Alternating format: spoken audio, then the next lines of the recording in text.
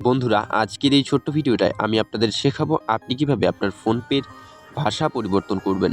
যেমনটা আপনারা দেখতে পাচ্ছেন, আমার বর্তমানে বাংলা ভাষায় কিন্তু ফোনপেটি চলছে বা আমি বাংলা ভাষায় ফোনপেটিকে ব্যবহার করছি।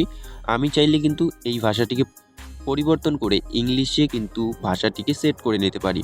কিভাবে করব না করব, আজকের এই ভিডিওটা আপনি সম্পূর্ণটা দেখলে খুবই ইজিলি শিখে যাবেন আর আপনিও আপনার ফোনপের ভাষা পরিবর্তন করতে পারবেন। সো ভিডিওটি শুরু করার আগে আপনাদের কাছে ছোট্ট একটি রিকোয়েস্ট, আপনি যদি আমার চ্যানেলে নতুন হয়ে থাকেন প্লিজ চ্যানেলটিকে সাবস্ক্রাইব করবেন আর ভিডিওটি দেখার শেষে একটি লাইক করবেন আর কমেন্ট করে জানাবেন আপনার ফোনপের ভাষাটি পরিবর্তন হয়েছে কিনা। সো বন্ধুরা, চলুন এবার শুরু করা যাক ভিডিওটি। সবার প্রথমে আমরা চলে আসবো ফোনপের ভাষা পরিবর্তন করার জন্য বাঁ সাইডের কোনায় আপনার লোগো আইকনের উপরে, যেমনটা আপনি এখানটাতে দেখতে পাচ্ছেন আমাদের লোগো আইকন। সো আমাদের ইন্ডিয়ান ফ্ল্যাগের পাশে কিন্তু আমাদের লোগো আইকনটি রয়েছে, এখানটাতে জাস্ট আমি একবার ক্লিক করব। ক্লিক করে দেওয়ার পরে আপনার এখানটাতে সমস্ত আপনি ইউআইডি, আপনার ফোন নাম্বার সমস্তটা আপনি এখানটাতে দেখতে পাবেন।